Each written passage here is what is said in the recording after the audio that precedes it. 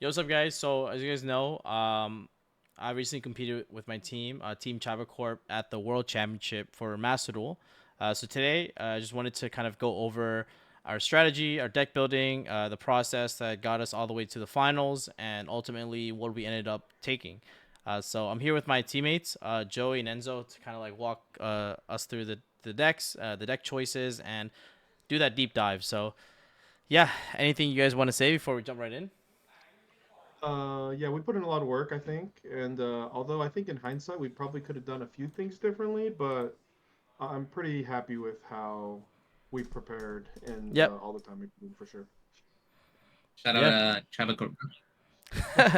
Yeah, for sure.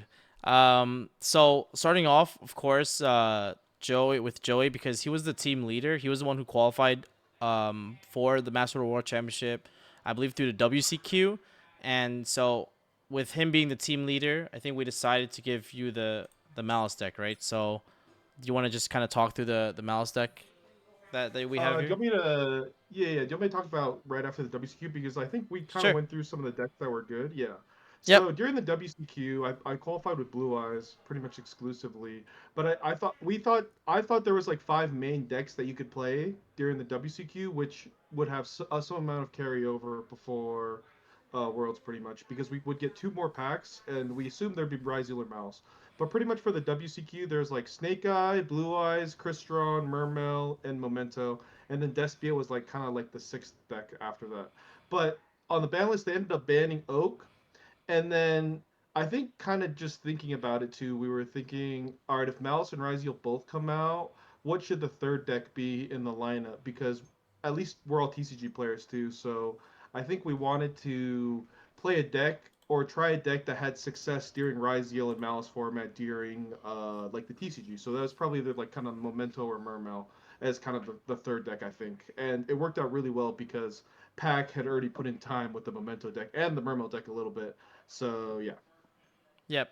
So and those that are kind of our choices, and then we had to decide what we ultimately, of course, pick. But yeah, you can if you want, we can talk a little bit more about the strategy on like I think after the Rise pack was confirmed to get released and everything was kind of like set in stone, we know that this is the last pack for before Worlds. Like how we decided which decks we would play. yeah. So uh, Pack was yeah, like I was saying, Pack. I think we kind of decided that Memento would probably be the deck we would queue in Ariziel if both decks came out. And Yep. Pack is obviously really strong with that deck, and he already put in time with it for the TCG. But something we also did was I think we kind of planned a little bit of decks we would play whether Malice came out, Ryziel came out, if they Hmm. both came out, or if like neither of them kind of came out. But I think we kind of settled on me playing the Malice deck because, like you said, Pack is already really good with the Memento deck, and he had experience with the Mermail deck as well, which we kind of thought would probably be like around like our third or fourth deck. And then also, I think one of the tiebreakers at Worlds is the first tiebreaker is like your team wins, and the second tiebreaker is games won, and then the third tiebreaker is like your leader wins. So Leader I wins it. think typically, yeah, I think we kind of assumed that Mouse would probably be the best deck on Master Duel because there's Apollo, Link Decoder, and the deck was really close in the TCG, at least to the Ryziel deck, in my opinion. Or like, but with those two cards, we thought it would kind of put it over the top. Yep. So I think we decided that I should play the Malice deck just for the team leader tiebreak. And then actually at Worlds, it actually came up that we had the third tiebreaker came up that I had more wins than the leader that had the same amount of like game wins and team wins, but he ended up playing Ryziel, so maybe if he played Malice, he maybe would have had some more team wins. Or I mean, it's hard to say that type of stuff, but that Yep. was kind of our mindset going in, I think. Yeah. Um, yeah, if you guys paid attention to the World Championship, you would notice that going into set five or round five, we basically had, I think, the highest team leader wins by far. So we knew that if we were to tie with anyone in terms of like team wins, we would outpace them with the leader wins, which should ultimately place us in the top two. And it actually ended up being the case because I believe Noble Gabagol had the same amount of team wins as us, but our leader breakers were I think like 5 wins above. So as a result, that's how we were able to actually make top two. And as Joey mentioned, we thought that Malice is one of the strongest decks in Master Duel. Actually, we think that's actually even better than Ryzel as we started testing and playing a lot more. So it made sense to give the leader like the best decks just so that just in case the breaker from the leader actually came up, and it ended up working out that way. So Yeah, um, just for me too. Yeah, yep, I think I was when I was making the team because it was Enzo for sure, and then the third spot I wasn't 100% sure about with the days after, but I was pretty much thinking of Pack too because in my mind I was thinking either this guy's either gonna play the Malice deck or he's gonna have to teach me how to play the Malice deck. yep, So like I know Pac pretty much got pretty unlucky during the TCG during the season, but I already knew like he was super nasty with the Malice deck. It ended up working well because while Pac was learning the Master Duel stuff with the Memento deck too, he was also teaching me the Malice deck. And yep, then also as well, Enzo had played the Ryzeal deck in the TCG as well. So I feel like although typically you probably want your team leader to have the best deck, I think, for the third tiebreak, I think the most important thing though is what everybody's really comfortable with because yep, Pac could probably have played that Malice deck as good as me or much better for sure. But there's no way I don't think in the 2 month span I could learn how to play the Memento deck as well as him because he'd already been putting in so much time. And then yep, Enzo had already played the Ryzeal deck, so I think it just worked out pretty well. I think. yeah. So Yeah. I think yeah. So if we think about the lineup, right? So I think the way we approached it was we had to first figure out what the first three decks each of us would queue as our first main deck. So obviously I was taking the Memento deck because we thought it was the third best deck in the format, but definitely leagues below Ryzo and Malice. Then we had the Malice deck at the top, and then you had Enzo playing Ryzo, but Enzo was already familiar with Ryzo, so and then the second deck kind of came into play. But do you want to just talk a little bit more about like how we built the Malice deck and like the non-engine we put in, and then we can go one by Yeah, one. I think. Yeah.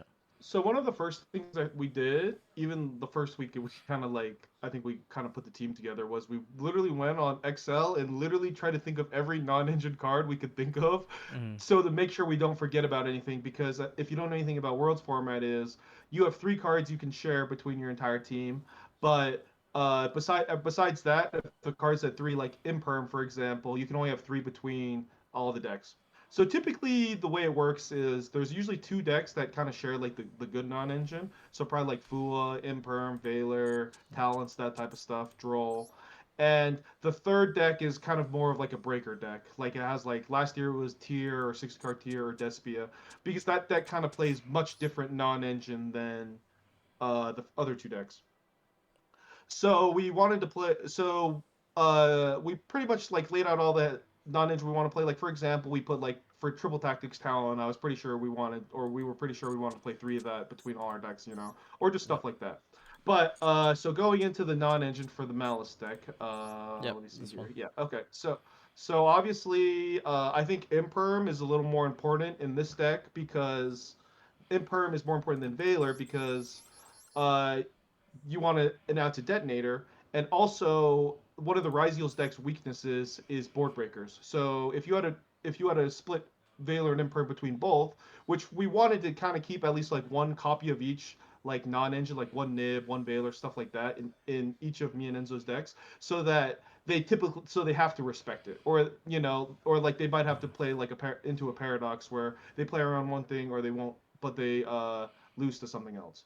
Yep. But so for the non-engine of this deck, I think it's pretty standard. It's like three impulse and then two imperm and one Valor. So that's what we're talking about. Mm-hmm. And then obviously Ash Baxi is in every deck. And then something Enzo and I had to work out was how we were going to split up the Charmies. But I think something we kind of realized was Afua is better for sure, but Perilia is better against pure Ryzeal, and sometimes it could be better against like, or it's like not bad against Momino or Mermail or something like that. But I think we settled on the 2-1 ratio and the 1-2 ratio because in our opinion, if you draw Perilia and Fua, like if you have both in your deck, you have the possibility to high roll your opponent by doing both. So like I would rather draw one Perilia, one Fua than double Fua or double Perilia because it's super super rough for your opponent if he has to play around both. And Yep. then I ended up, and then so that was the non-engine, and then I decided to play Metaltronus because it has a little bit of utility against the third deck. Typically, it's a little more dead. Like you might be able to like Nightmare Cerberus, like I think it's Dark Blade or something like that, or when we were playing Oh, yeah, SP Haggard. Lone for Darkblade, and then Yeah, Cerberus for SP. Baguska. Yep. Yeah, exactly. Yeah, and then when when I was originally playing Haggard Lizard Rose, it doesn't come up as much in Master Duel, but like that could hit like some of the Mermail cards as well. But we kind of just but we didn't want to draw like three of that because it doesn't really help you crack boards. It's more for like kind of the 50-50 games if you can get to them. Mm-hmm. And then just one Druis, one Mag. Honestly, if you draw that with the combo and you're comboing, it makes the board even more insane. Where you have Cryptor in the grave and you have like a fire, you can set up like a firewall like triple bounce. But honestly, the cards just don't have that much use in general against the other decks. And if the Malice hand is even decent, the Bestials literally don't do anything. Yep. So we just so I kind of just put in like a one nib, one talents for kind of the theory we were talking about. And then I actually had one more spot, flex spot where you could either play something like Allure, which is what Luca did, or but I just decided to play Droll because in my mind, when you draw Allure, unless it's specifically with like Mag or Druis, it's not really going to help you play too much. But it does give you the potential to high roll. But Droll, you can kind of Droll yourself if they max you or Fua you, set up a decent board, and they pretty much can't ever crack it. So Yeah. Yeah, I think this makes sense. I also like the one nib one veil in this deck because because of Fua and Max C, if your opponent decides to, like take the challenge or maybe they have to play into it, um, like the Veiler plus nib makes it so that you're able to basically resolve, Veiler nib if they like take the challenge. So if they try to kill you, they can't just set up a Pala and then just push in OTK. So you have the chance of like drawing Veiler nib, especially because you would have bodies on the board, right? So that's like a kind of like a pretty realistic scenario. But I think other than that, this deck is pretty standard. I do want to talk a little bit more about like why we didn't play a lair because I know like there was like two other teams that yeah, did, but like obviously in our Malice deck we didn't play a lair. Yeah, but it's something we thought yeah. about. Yeah. So kind of what we ended up doing was Pack was, as we call it, like our slang is like the dog on the team, where he's pretty much playing like with the worst non-engine and the Yeah. worst decks. So we Yeah. kind of wanted to juice up me and Enzo's deck as much as possible. And although I acknowledge that having a lure in your deck can give you a chance to high roll crazy games going second, that my deck isn't capable of, but having a card like Fua just giving me a chance going second I just thought was worth it as well. Oh yeah, and then another card in the extra deck, I think kind of probably the 16th card in the extra deck I was thinking of playing was actually Duo Drive because Yeah. when you're kind of playing when you kind of get hand trapped by the Ryziel deck and you have like Mirror, Imperm, or something like that, a lot of the times they beat you is by drawing two Ryziel names and then they go into the Duo Drive. So if you have Metal Tronus there, it's actually pretty good.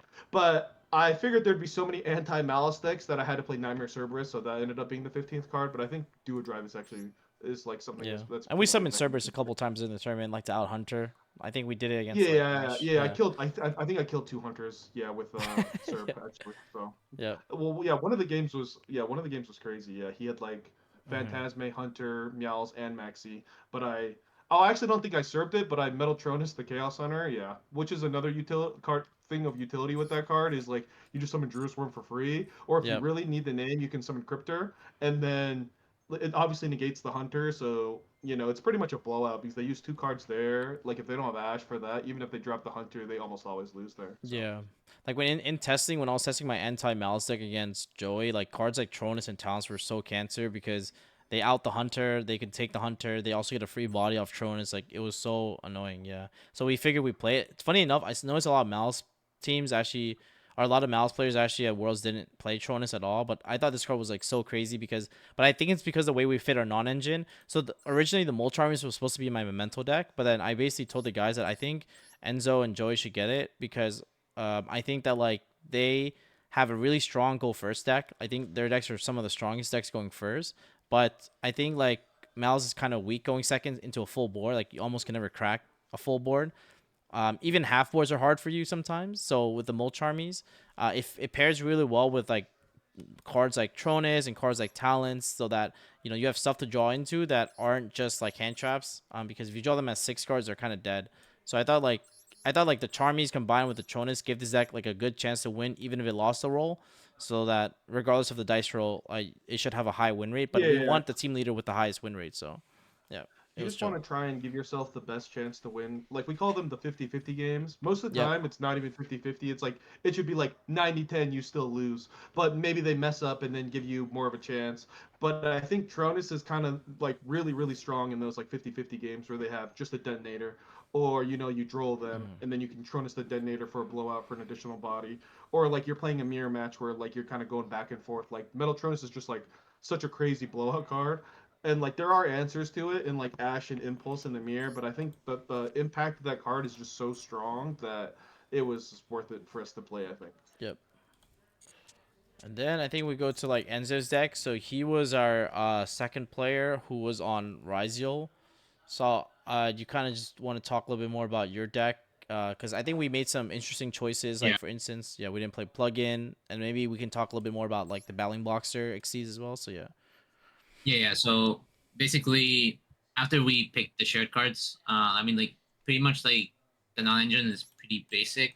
Like we just played like basically like a mix of random stuff like Veiler and like Ogre, and like the one bell. Originally it was three Ogre, but like we wanted some variants, like withdrawing like two of them or like just different hand traps. So we Yeah. cut the third Ogre for another bell, and then I wanted like three breakers in my deck. So we played two talents in my deck and 1 minute Tronus. And then the 1 minute Tronus was just like for a crossout target. And like the card's good in the mirror too, so it's like fine. And like obviously like crossout is like it's much needed. It's like more needed in this deck since like it's really good going first, but like the deck is like way weaker into hand traps than Malice. Hmm. So like it's like Yeah, like really you didn't wouldn't need crossout. yeah, like you wouldn't think it, but like if they draw multiple effect negation, it's actually really good against the Ryziel deck. But if you draw any type of extender in the Malice deck, they could have two or three effect negation. You could easily play through it. Yeah, it won't do Yeah. nothing. Yeah. Yeah. So the biggest thing in my deck list is that like I don't play plugin and like pretty much like everyone in the tournament played plugin but me. You're Uh, probably the only one that didn't play yeah, it, Yeah. I'm probably probably. like the only one that didn't play plugin. But like basically like turn one, like if I'm going first, like I felt like if I'm like resolving my loop, I don't I don't need plugin. I can just win without it. And like going seconds are the games I want to win, and like I don't want to see cards like plugin in my hand because they're just not gonna help me win. And originally I wasn't playing trap hole like the trap, but like the card was really really good going first, and it just helped like give like more interruptions on your field since like we don't really have like cards like twins. So this card was really really well, and like it also helps with like OTK lines and stuff like putting it in the graveyard. I really enjoyed it. And then yeah, that's pretty much for the main deck. On And on Plasma too, if they like Fu or Maxi, you can do like weird lines where you like summon Detonator on their turn, or like a yeah, Baguska, depending Baguska, on what yeah, they do. Yeah, that card is actually it's funny because I know that's the type of card Enzo would want to play in his deck. Like it's a random brick, but once yeah, like I saw him playing it, like I knew it was really strong because for him to put that in his deck, like it must be really good. At least that's what I thought. yeah. I basically won the breaks going second, but you know the card was definitely good enough to play. And definitely we keep playing it. The card's really really good. But basically for the actual deck, everything's pretty normal. But like the two cards that are kind of different is the battling boxer card. Like some people play it, some people don't. But I don't.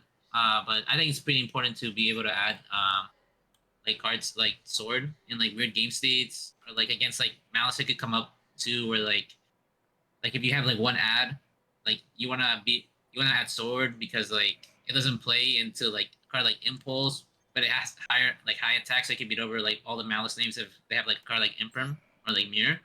So like that comes up a lot, especially in that matchup. And then like the main card that like I played uh is Gallon Granite, and then like I don't think I'm not sure if anyone else played it, but pretty much everyone else played like Dugaris over it. But yeah, Gallon was like really really broken. Like I just wanted like all my combos to be able to get like a guaranteed hand trap in the loop. So which was it was the Nibiru. So like I didn't want to like just draw two and then hope I draw like a hand trap. I just wanted to guarantee it. And then like also doesn't make me lose my draw for the turn.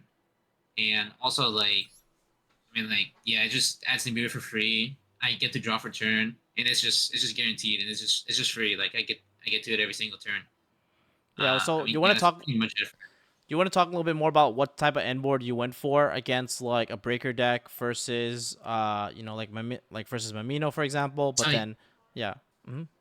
so yes, but pretty much if I'm playing against a mirror, like I would set up like cards like Photon, Baguska. Like Baguska's broken. Like Detonator, bro. That card's like overrated, bro. You don't need that, bro. Baguska is Baguska, insane. Baguska's Baguska is king. insane. Baguska's king. Like you don't like you summon that against basically everything except like it's even really really good against Malice too. It is But good. like yeah, but like pretty much like in the if you stick that in the mirror, you pretty much win. If you set up with Photon, you pretty much like automatically win because they can't out it. They need to like they need like 3 cards to out the field. It's basically game over. But like basically Photon, Baguska in the mirror, you just win on the spot. And then like against Mimino, I wanted to set up like the original end board I was going to was the same end board, which was Photon and Baguska. But people weren't playing cards like Metatronus or like Imperm in the deck. They were playing like breakers, like but like Evenly Eclipse and like Eclipse. the Yeah. and stuff like cards that don't target. So that's when like the idea clicked in for like the to have the Nibiru because like I basically just summon Baguska, and then like any out that they would draw always beats the Photon anyways. So like I just let them out it, and then like if they don't have an out, they just lose on the spot. But like if they don't draw an out, then like, they just lose. But like I get to have Nibiru in my hand if they do draw an out. So yeah, that's it. And then for Malice, like this card's also really good to make against Malice. Like you just make Galen Granite and Nibiru, make Detonator. Like they have to out the detonator, they have to out the field spell, and then by that point, and they have to have the trap, and then by that point, like they'll just play into Nibiru. So like the game is just over at that point too. Yep. That makes sense. Yeah. So that was the kind of like why we added Gallant Granite to the extra deck, because I think it just like made it so the board was a little bit more layered, where they have to answer all the front line, the back line, but then you also have like a hand trap in your hand, So I think it made sense because I wasn't sure. Like I definitely was on the proponent of maybe we should consider playing Dugaris for the double attack boost or something. But I think with Utopic Ray Lancer, you were OTKing without any issues anyways, whereas Dugaris didn't really come up, right?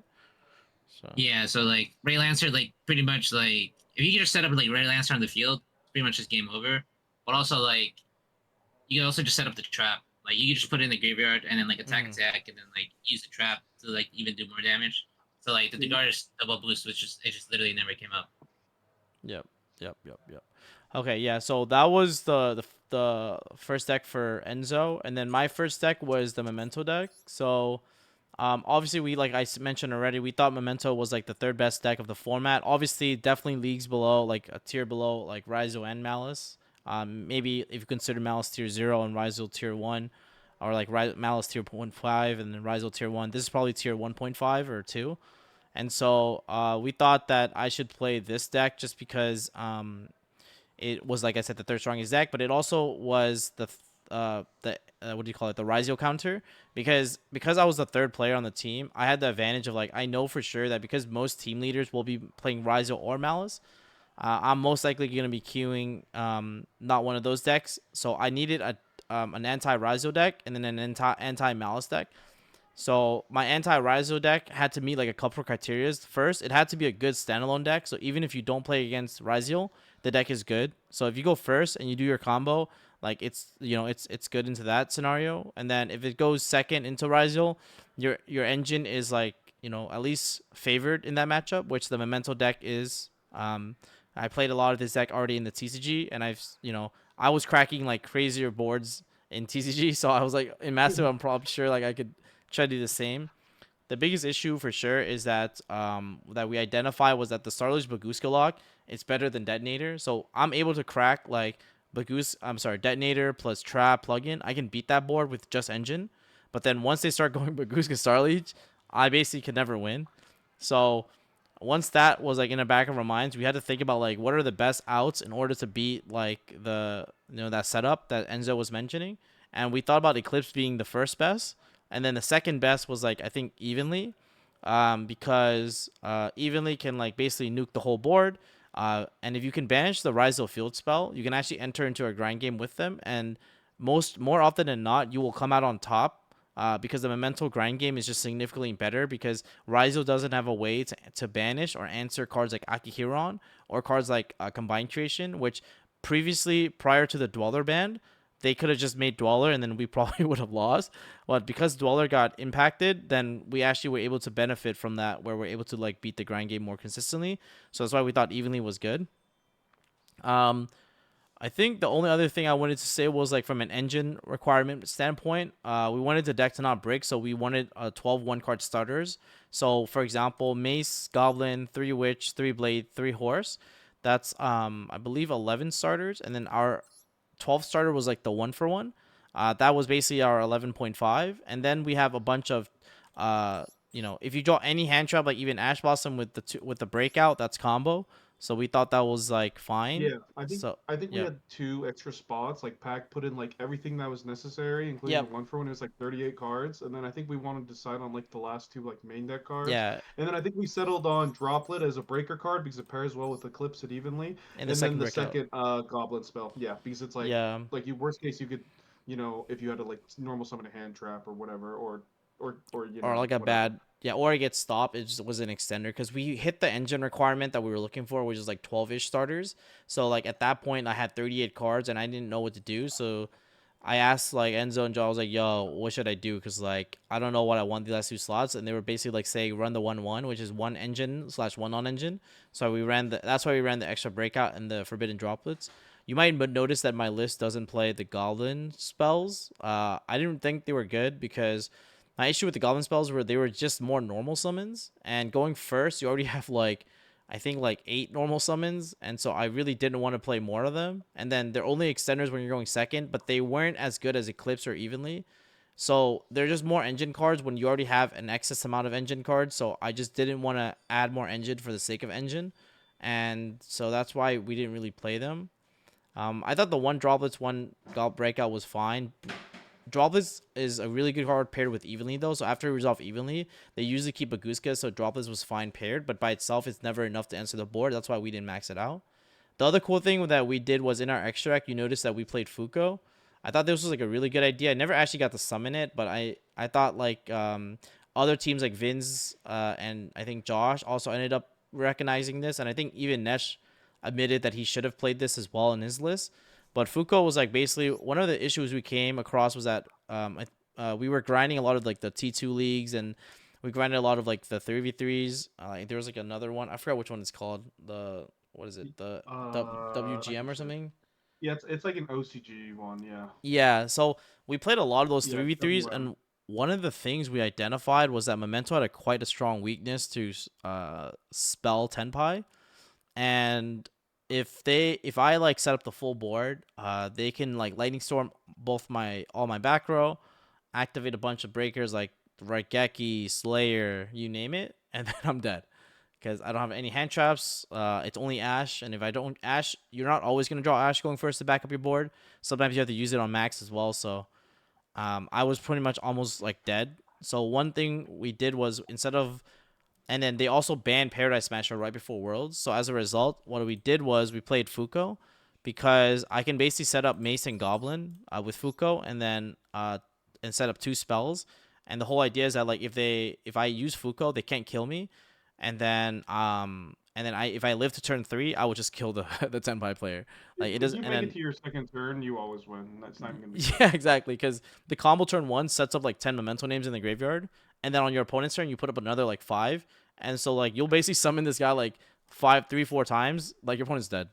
So that's why we played Fuko, and then I also played Access Code, which I know a lot of other teams played Azealia, but I think a lot of people, other teams also recognize Access Code is pretty strong. The whole idea is that like as you're climbing up, you just want like another way to OTK your opponent, which one scenario that came up in our testing was um, I summoned the combined creation and I put up Anaconda. I'm under max C at this point, and then I go Anaconda effect because Akihiron has resolved. So if Anaconda resolves, I can have the 5k and the 3k to attack directly for game.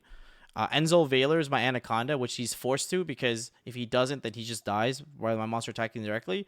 And then I'm able to trigger like Toluca to like reborn back Angwitch. I can use Angwitch and Anaconda to make like Celine, and then Celine to make access code to still go for like game, even like in that spot. So like it's just another way to OTK your opponent through multiple hand traps, especially because when you're going second and they max you, you have to take the challenge and kill them.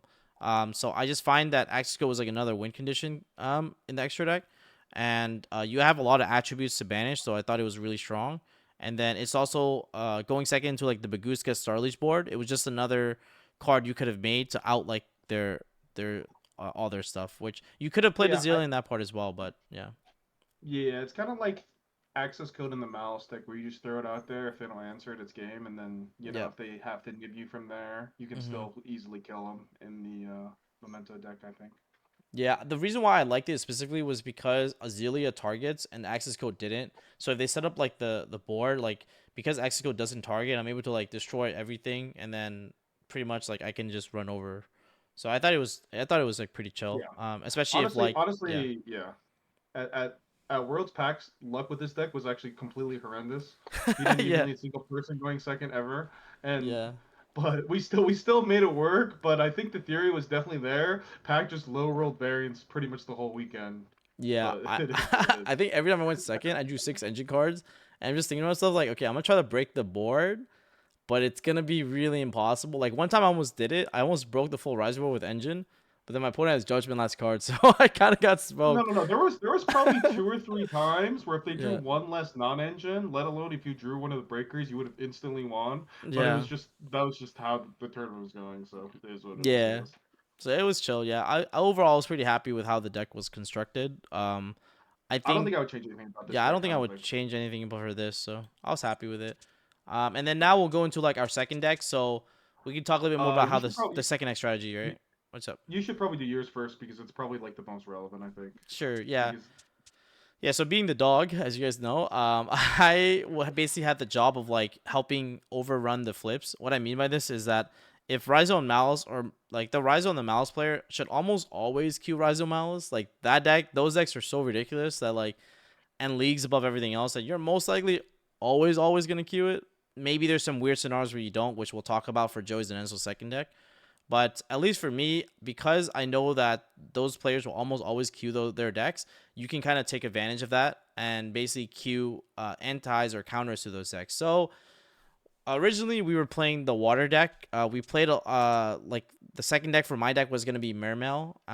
It was gonna be like a Mermail deck with like Lancias and stuff, which I don't think this is it, but it was basically a Mermail deck with Lancia, and I believe it was like fine. My issue with it was that the Mermail deck basically is it puts their opponent on a 50-50 because if you win the roll, they're fisted. But if you lose the roll, you have to draw your Lancia or you're out of there. But I wasn't comfortable with that because I felt that like I didn't want to put like the water deck on a dice roll. I'd rather play a deck where regardless of the dice roll, I feel like I'm favored, like on average. So I decided to play the Crystron deck because the Crystron deck had is going to be playing cards like Chaos Hunter. And my issue was when I was playing Hunter and Lancia in Malice, I'm sorry, in Mermail, Lancia was good into Mermail. But I'm sorry, Lancia was good in Mermail, but the Hunter wasn't getting that much value because when you're discarding stuff, it's a little bit awkward. If you're going first and you get stopped, sometimes you don't have a discard because then you have to pitch your follow up. So I thought that, and then the issue was you couldn't back up your Chaos Hunter. So when you activate Chaos Hunter in like Mermail, going second into Malice, Malice had a lot of ways to like out it. So Hunter is only good if you can pair with other non-engine like Meows, in my opinion, or Bell, or like something that puts your opponent in an uncomfortable position to give you more draws. In which case you can draw into like your Lancia or you can draw into your Max C, and then like you can turn the game around. So it was just a deck that had more non-engine, and we thought the combo going first was good enough to beat Malice. So that's why I think it was fine. Obviously in the finals I got triple alert, but that just happens because I ended up going first and I didn't have any of my non-engine. I had Meows going first. But I think overall the idea was there. And there was also a cool thing that I really liked about this deck that made it a really good pick as an anti-Malice counter was because of cards like Zombie Vampire. So because his deck had access to Vampire, that meant that like you had the ability to mill Hunter or Lancia and then just summon it to your field. Which basically meant that like you don't play into any thrust, you don't play into anything, you just Vampire summon Hunter, and this deck puts up spell trap negates, which protects your floodgate, which I thought was like the reason to play it in a way, where like but it was really lucky because Enzo already played this deck because we thought Enzo's main deck before Raizo came out was gonna be Crystron actually, so I was able to learn this deck quite quickly because in only 2 days, because I had Enzo helping me, and then I was also like putting in time by myself, and I watched like a tactical like 11-hour replay montage. Like So I had a lot of really good resources. Pack So and I literally probably played over 100 games over 2 days when he was learning this yes, and deck. then I had Joey like That's not even as an exaggeration. We actually played over 100 games. I'm pretty sure. yeah. Yeah, we play over 100 games just so like I can really understand how this deck functions. But I felt really comfortable at the end of our testing session for World, so we decided to like queue it and make the pick. Because I think if I didn't learn it in time, I probably would have just said, "Yo, guys, honestly, I don't feel comfortable. I think I'm just gonna run the Mermail deck because I felt really good with Mermail because I was playing it almost for like a month and like Mhm. a month and a half, right? So I was feeling good. Yeah, But yeah, yeah, I think this was a good meta call overall. So I was pretty happy we took it. yeah. Like Yeah, Hunter just pairs really well with the Crystron engine. Like if you have Hunter plus the Trap Life, the Mouse deck literally can't ever beat that. Pretty much. yeah, With yep. like I think literally the only non-engine that yeah it has to be non-engine like Tronus or Emperor. And like any engine, like they could have 10 engine cards, they can't beat that. Yeah. Oh, there's another reason. So the reason why I also leaned away from Mermail wasn't just because of the fact that the non-engine didn't pair well with Mermail, was because I thought a lot of Malice players would be on Droll actually. So as you guys saw in the final, Luca actually drolled me. And a lot of Malice players at this tournament actually played 3 Droll. So I was actually very uncomfortable deciding to queue Mermail, especially knowing that like a lot of these players would decide to put Droll in their Malice deck. Because they can, Malice control themselves and combo on their Maxi and stuff. And so Crystron at least has a lot of really good combo lines under draw. So that was like the other added benefit where like you can get to the full rotation and loop under draw and Lockbird, which if you guys watched the finals, you saw that my board against Luca was the full Crystron board under draw and Lockbird, right? So I think that was like the other aspect of why I thought this deck was a better pick than Mermail at least, and why we should have made the switch. Yep. Yeah, I don't think I would change anything about this deck either, to be honest. Yeah, It like I was pretty looks happy. Yeah, we maxed out the Senjin stuff, like which just for consistency, and if you draw meows, yeah, like you can just put it, so it was chill. And yeah, then yeah. yeah, Good. No, no, go no, ahead. what's up? Yeah, Oh yeah, no, I was just saying, yeah. We just put in 3 field spell because we had to make up for the second and third golem because Yeah. that's what they had for the WCQ. yeah, that Yeah, I would have been mean insane. those cards are broken. Yeah. Yeah, Yeah. we were doing No, I combos think there. that I Yeah, honestly just think the non-engine in this deck just pairs really well with like, like even just like Chaos Hunter like pitch like one of the Smiger. Crystron's. Yeah, Exactly, yeah, is really good. And then yeah, just Meow's Bell. And this also gives Pack like a hand trap deck yep, that he like if he knows, for example, he's playing against Paulo, whose his second deck is Gimmick Puppet FTK, right? yep. Like at least he has something that might give him a chance where he can draw into something or Mhm. something like that. Because his other deck literally has 0 hand traps. So I mean, this deck's like a little more flexible, I think. Yeah, yeah, I agree. So that was my second deck, and then of course for Joey and Enzo's second deck, we can talk about it. So I guess we'll go with Blue Eyes first. Yeah, so originally when we were first queuing the Malice deck, because the Malice deck came out before Ryzeal, like 2 months before, and if you played Malice on ladder, you would just play against like the Burn Draw, Sky Striker, like Tenpai deck. Which the matchup is honestly, I thought was honestly like pretty bad. But something we could have realized, I think, after the fact was people were more gravitating towards like Ryzeal with it. So, but pretty much this deck is just if they're playing Striker Tenpai, which we thought was a bad matchup at the time, like we're just gonna queue this deck. We almost always win because we'll just like summon the Stardust guy, blah blah Yeah, blah, that's why anti we spell, played. skill drain, whatever. Yeah, like 3D barrier. But Yeah. I think something we realized after was Pack ended up switching from the Mermail deck Yep. to Crystron. And I think if we had a little more time, I probably just learned the Mermail deck as like my counter to like the like anti Lancea things. But like Yep. even then though, I'm not even sure if you're ever supposed to just not queue the Malice deck because the deck is literally tier 0. I don't know if you can build a deck that has better than a Mhm.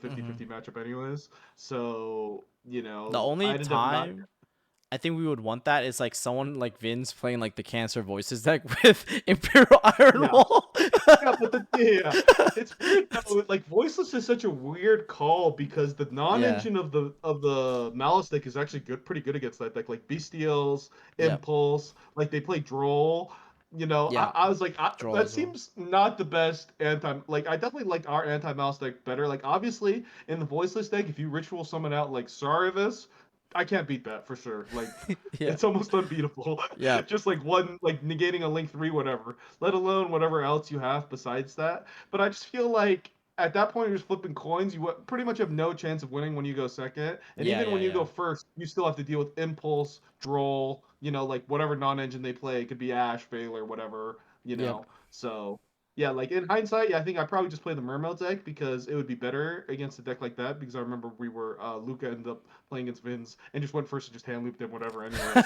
But he would have had a decent yeah, because in that specific situation, all right, if I'm going first against Vince's voiceless deck, I'm just gonna FDK combo him with mouse anyways. But the Yeah. Mermail deck could have like One going maybe like second. add another dimension. Exactly. Yep. Yeah. So I think yeah, in hindsight, I think if we had knew about the Crystron deck a little earlier, I would have practiced the Mermail deck a little more and probably just played that. But yeah, so Yep. And then I think, yeah, I mean, this is why we thought we were gonna queue into 10-5. That's why you see all the cancer cards. And yeah, then we have, I think Enzo's bread and butter. yeah. Like so, like Joey was mentioning, like in hindsight, like I probably should have played like a counter deck to like Tempai. Like in the beginning, we thought like people would bring like a deck like that towards like Malice, like and it ended up being the other way where people are bringing it towards Razzle. But like we didn't really like think of that much at the beginning. So we had a lot of trouble like finding a deck that I would swap for because like the Raz deck just has like good non engine into basically everything, and like I mean I just want to queue it into pretty much everything. So like we didn't know like what I would like not queue the deck into, but like there were some people that like played like the tier like FTK deck in like our bracket. Yeah, the leader that won the Japanese qualifier, I forgot his Alignments. Alignments. Go Japan you. yeah, on alignments, Oh, not Arvada, Goyoku. Arvada. No, no, Arata, yeah. no, the leader. It's the guy with the Ponix avatar. He was pretty much playing Light Sworn tier Oh, for pretty much an Kino entire month. Coco. Yeah, Kino Coco. Yeah, Yeah, yeah, yeah. yeah, was Yeah, pretty much. And also the I think the Ryzeal pure Ryzeal deck actually has a like decently bad matchup against like a Despia Breaker deck too, right? Whereas if yeah, Enzo plays this with that, I think it's super chill. But I mean, we were even just happy that we found something that was actually useful because the Ryzeal deck is so strong. Yep. But I guess and Enzo actually ended up playing against Tier Game 9 pretty On the much, whether bubble, we like yeah. live or die. Whether we yeah. live or die, Drew bad, but this deck just had such a good matchup, and this is just something. This is a deck Enzo is really, really comfortable with. Like, Enzo ended up pulling it out, but it was literally so Like turn close. 7 So, Yeah, grinder. yeah. We basically went into a grind game because my deck, as you can see, like it has like 8 engine in the deck, like 9 engine. So it doesn't have like that much engine. And like in the matchup, like I'm playing against tier, and I draw like 2 non-engine and like 3 engine in my hand. So I'm like, oh my god, like going we're gonna second. go, yeah, we're going second. I'm like, we're gonna go into a grind game, but like if we're in a grind game and I have my I resolved my loop already, like I feel pretty comfortable, especially because I've been playing the deck for so long. So I feel like I could just like win any grind game at that point with this deck against like basically any deck. Enzo So can pretty much like win every like 50-50, I think, yeah, with this but deck. yeah. So I mean, I just went through the motions. Yeah, I Yeah. think I think yeah, with the benefit of hindsight, obviously, again, with how many people queued like an anti Ryzeal like Tempai deck, we could probably play. I actually really liked Ryan, Jesse, and Ray's Arcana Force, like just some type of FTKA deck, like give me Yeah. puppet, whatever it is. I think that would have been pretty good for Enzo. And but like this deck did still have some use, I think. So Yeah. Yeah, like It there was thought behind it. Yeah, like yeah. I think I didn't mind it because it ended up honestly the second deck had to really just come up once and matter, and it came up once and Yeah, mattered for us, and I think like it we would was have been out set. of the tournament. Yeah, it was set 4. We were 4-4, 2-2.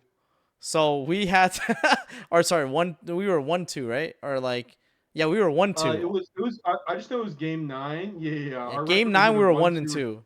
Yeah. Yeah, like our team record was, and like we just needed Enzo to literally win this like game against their tier guy. So Mhm.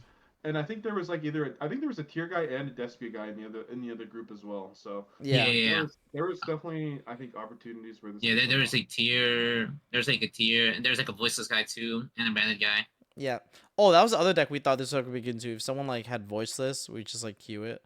But yeah. Yeah, Yeah, I mean, like that's why we And set up like basically it's just yeah, all like graveyard and interruptions and, as a and deck. we ended up having some anti-tempai technology anyways because we played against Tasuku's team on the bubble. It's Tasuku, Freedom, my new rival, and Stellar. That team Yep. is really really strong. Mm-hmm. But we knew Stellar had an anti-Ryziel deck. Enzo was playing him the first set, and I was just like, "Yo, Enzo, if you win the coin flip, just make him go first." And Enzo wins the coin flip, makes Stellar go first. Stellar goes like engage, grab Widowmaker, set one, and just instantly dies. Yeah. So I mean, Yeah. I guess I mean the thing too is like say for example we play against like Chris's team in the finals or something, Mm. and like we know he has that deck in his like back pocket or whatever. Like it's a bit of a mind game, right? Because he's seen Enzo literally just cold make the guy go first, and like he's like like that's like something we could possibly do. And then but he also just has his Malice deck. So he probably thinks like if I'm Chris, most likely I would think he probably just chooses his Malice deck because that's a safe bet anyways. Plus there's the added thing of him going first. So even then, like even when we know they have like the anti Ryziel deck, like if you show that you'll just blind make somebody go first because you know that like they could be queuing it, like maybe they just don't queue it, right? So Yeah. Yeah. and Enzo ended up literally winning that game, and we ended up winning that set also 5-4. So like that was also literally just the difference too. So Yeah. Yep. Yep. Yep. Um, yeah, no, overall, I think like, yeah, we definitely could have made improvements, but overall, I was like quite happy with how we prepared. Especially for I guess Joey and I's like first Worlds appearance for Master Duel. I know Enzo went for the second year in a row now for at least for Master Duel. Obviously went for TZ before, but um, but yeah, I think like definitely we could have made some improvements, but that's like part of like the process. Like I think going into for next sure. year, I think we're gonna have even better decks because this was kind of like our first stab at doing like the whole deck building process, which I thought I had a lot of fun doing because I thought it was like the best part about I like honestly think it's yeah, like the best, one of the best formats I've ever played, especially with the preparation. Everybody has a yep, different deck, and then just even splitting up the non-engine. Oh, and do we want to talk about it all? How we like arrived on like our like third shared card because we're obviously yeah. just gonna We should share talk about Astro that. Yeah, Maxi. yeah, Yeah.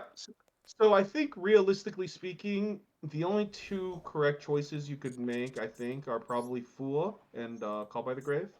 mhm, And did consider both, but like Fool will obviously give you a chance when pretty much whenever you go second.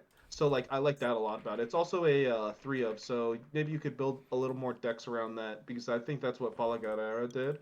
Like they shared Fool and they kind of built their like decks around it. But I think we kind of just realized that obviously Call by's a 2 of, Fool's a 3 of, but if you draw Call by going first, you literally almost always win. If you yep, draw Fool going second, at least even into our lineup, like we knew that Judeo's team was sharing Fool, and I still felt pretty confident about it because if Enzo draws like 2 engine cards, maybe he might play it a little differently if he knows they play Fool, right? Or if they Fool the Malice deck, I still will just probably almost never negate that card because depending on like unless you're literally specifically queuing a deck like Mermail, if you set up ransom with the quick play. mirror, get NTP, whatever non-engine you draw, like you're probably drawing 2 cards with Bessie too. You almost always win still. But if you have something like Call by the Grave, and the thing too is even if you brick, but you draw Call by the Grave, unless they're literally playing Ryziel, like playing around that card is not easy. Like even if they brick in the Malice Mirror and set some back row, like Call by the Grave pretty much is a card that pretty much prevents me from killing them ever unless my hand's crazy. Because like the best card way to deal with that card is literally just like SP the Call by the Grave, trying to simplify the game state. And even then they still like banish one of your names from the graveyard off of that.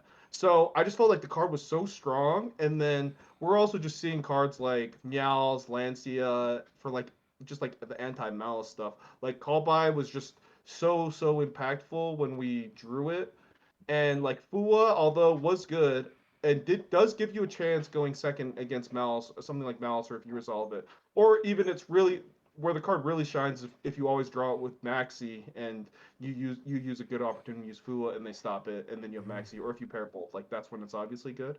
But I just thought Call by was just more impactful, and I mean, I think at least from my perspective, I think we definitely would just play Call by again. The card was so broken. Unless you have something to add, Pack.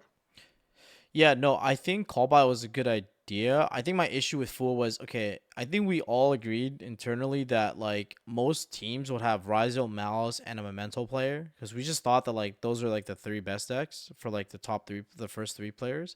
Now the issue is when you think about Fua going second into like Malice, Ryziel, and Memento, like Ryziel, I mean Fua into Memento is like does nothing. They give you one draw if they know what they're doing and set up Against like a good player, it doesn't do anything. it sets up the full loop with like 5k, 3k, horn, double spell set. Like you most likely can never win, even if you fool. And then like if you fool, let's say Malice, they still get to ransom for one draw with mirror MTP, which is two interrupts plus all their non-engine, and they probably resolve Chessie in their rotation as well. So it's super sus. And if you ash the Chessie, then the MTP like flies through. So you know, so even fool into that matchup is not great. And then if you fool like let's say Ryziel, like they make Baguska, it's like it's super sus because you still need an out to Baguska after the fact, right? So it's like we just thought that the card wasn't good enough into the top three decks, which is why we didn't want to like share it. Whereas call by win rate, if you resolve it, is you win. Like if you resolve call Yeah. by going first, you just actually win. Like your Yeah, I opponent's mean, also, mad.